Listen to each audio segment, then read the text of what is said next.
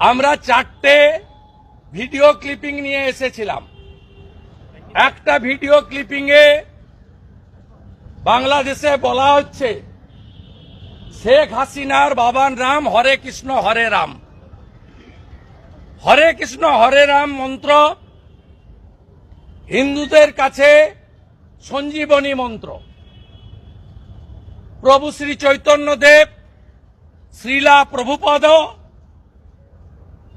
ঠাকুর হরিচাঁদ ঠাকুর, ঠাকুর গুরুচাঁদ ঠাকুর এবং যত মত তত পথের প্রবক্তা ঠাকুর শ্রী শ্রী রামকৃষ্ণ দেব, তারা এই নাম জপের মধ্য দিয়ে আমাদের লুক্কায়িত আধ্যাত্মিক চেতনাকে জাগ্রত করেছেন।